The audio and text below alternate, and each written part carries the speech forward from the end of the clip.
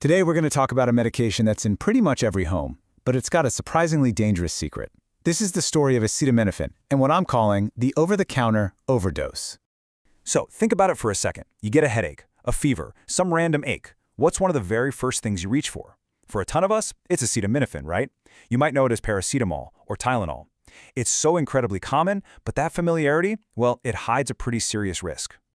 And that's the big paradox here. This safe, super effective pain reliever, when you take too much of it, becomes one of the main reasons people experience sudden liver failure. So how in the world does a helpful little pill turn into a poison? Well, it all comes down to what's happening inside your body, specifically inside your liver. Okay, let's get into the science. Your liver is an absolute metabolic powerhouse, and when you take acetaminophen, it has to perform this really delicate balancing act to process the drug safely. Now, what's so interesting here is that the vast majority of acetaminophen gets handled by totally safe pathways.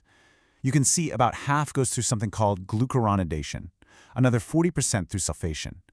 These basically just package up the drug into harmless stuff your body can easily get rid of. But you see that tiny little slice of the pie? That's where the trouble starts. That little 4%, it gets sent down a different path, run by an enzyme system called cytochrome P450. And this pathway creates the villain of our story, a really toxic byproduct called NAPQ. Now, at a normal dose, this is no big deal at all because your liver has a defense system locked and loaded. And here's the hero, glutathione. You can think of it as your liver's elite cleanup crew. Its entire job is to hunt down that toxic NAPQI, grab onto it, and neutralize it on the spot. So, as long as you've got enough glutathione, the villain really doesn't stand a chance. But what happens when you take too much? That's when you hit the tipping point. The whole system gets totally overwhelmed, and that helpful medicine suddenly becomes a very real poison.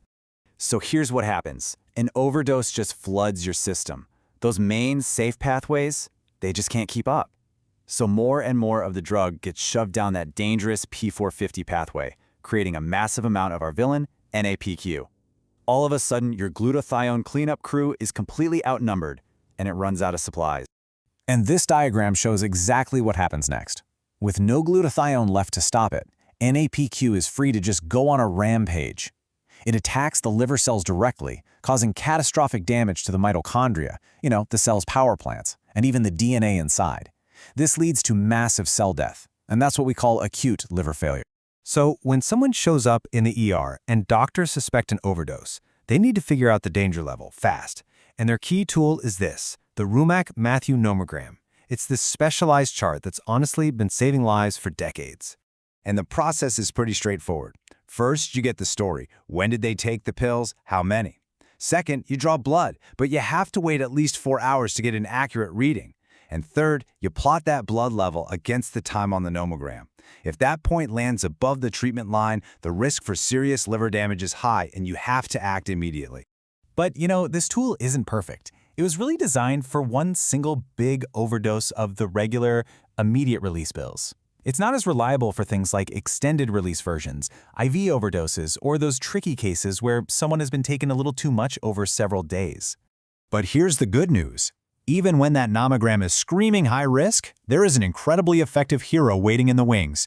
There is a life-saving antidote. And that antidote is a compound called N-acetylcysteine, or just NAC, and its effectiveness is just stunning. If a patient gets NAC within 8 hours of the overdose, it's nearly 100% effective at preventing serious liver damage. I mean, that is a true medical marvel.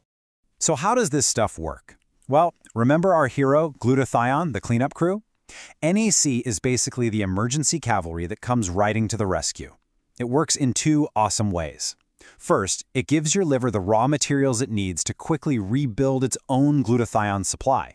And second, NAC can just act as a direct substitute, jumping right in to neutralize that toxic NAPQI itself. It's this amazing three-pronged attack. It rebuilds your natural defenses, it directly fights the toxin, and in really severe cases, it even provides multi-organ support by improving blood flow and cutting down on inflammation. It really is a powerhouse antidote. And of course, medicine is always getting better. The way we actually give NAC has improved over time. The original way was long, kind of complex. Now, newer methods, like the 12-hour SNAP regimen, are shorter, simpler, and cause way fewer side effects for the patient. It's safer, faster, and just as effective. So what does all this science really mean for that bottle of Tylenol sitting in your medicine cabinet? Well, it all boils down to one simple, absolutely critical message. You have to respect the dose. For a healthy adult, the maximum recommended dose in a 24-hour period is 4 grams. To put that in perspective, that's usually 8 extra-strength pills. And that number, it's not a suggestion. It is a hard limit based on your liver's actual biochemistry. And here's why that number is so important. First, the line between a helpful dose and a harmful one is surprisingly thin. Second, your body's supply of that heroic glutathione cleanup crew, it's limited and it's easily overwhelmed. And finally, and this is a big one, you have got to check your labels. Acetaminophen is hiding in hundreds of other products for cold, flu, and pain, which makes accidentally overdosing a very real danger. You know, this quote really just says it all, doesn't it? At the right dose, it's a fantastic drug. But if it's misused, it's a leading cause of liver failure. It's a true double-edged sword. The story of acetaminophen is such a powerful reminder that even the most common, everyday things have this incredibly complex science behind them. It really makes you wonder, what other stories are hiding in plain sight in your medicine cabinet?